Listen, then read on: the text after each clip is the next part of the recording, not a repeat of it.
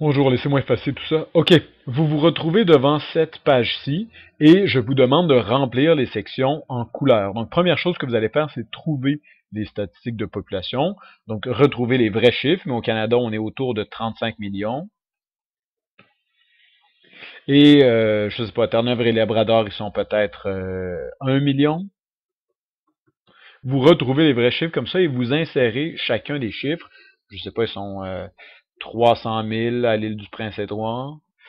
Et ainsi de suite. Donc, vous rentrez tous les chiffres de population. Une fois que vous avez rentré tous les chiffres, vous allez ici et vous inscrivez la source des données.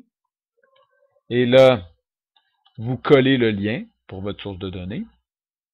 Une fois que vous avez collé le lien, donc on a votre source de données ici, on peut y référer facilement. Vous pouvez même, si vous voulez avoir une grande case comme celle d'en haut, vous pouvez sélectionner toutes les cases qui correspondent à ce que vous avez juste au-dessus et faire fusionner ici, merge cells ou fusionner. Parfait, donc ça donne quelque chose de chic.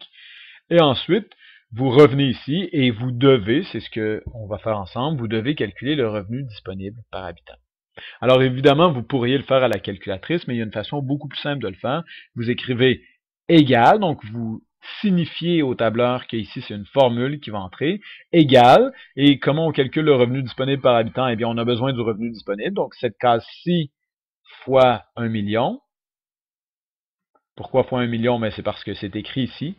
Ce chiffre-ci, c'est en millions de dollars. Donc, le chiffre ici fois 1 million de dollars. Et on va diviser par le nombre d'habitants, cette case-ci. Donc, C3 fois 1 million divisé par D3. Dans mon cas, ça me donne le revenu disponible par habitant au Canada. Donc, 28 991 et 37 sous. Ici, si vous n'avez pas le bon format, si vous avez trop de chiffres après la virgule, vous pouvez toujours cliquer et aller dans Format, Nombre et choisir par exemple 2 décimales ou même si vous voulez, vous pouvez le mettre en devise comme ça ici. C'est vous qui choisissez. D'accord? Je pense que le plus intéressant, c'est de l'avoir simplement en nombre avec 2 décimales.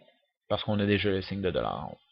Voilà. Et ici, vous pouvez continuer égal ce chiffre-là fois 1 million divisé par ce chiffre-ci, pardon.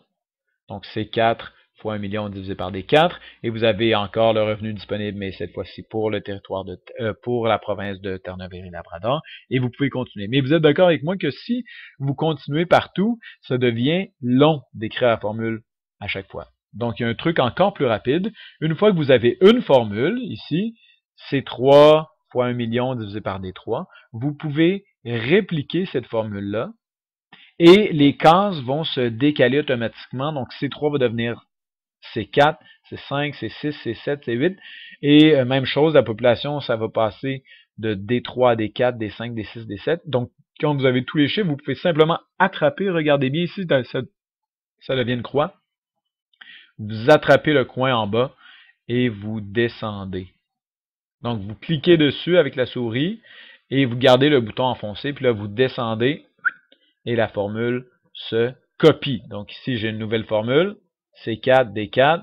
Ici, j'ai une nouvelle formule, C5, D5, et ainsi de suite. Ici, pourquoi ça fait division par 0? Ben, c'est parce que, comme il n'y a pas de chiffre dans la case juste à côté, ça, effectivement, c'est une division par 0, et donc ça me donne un mauvais résultat.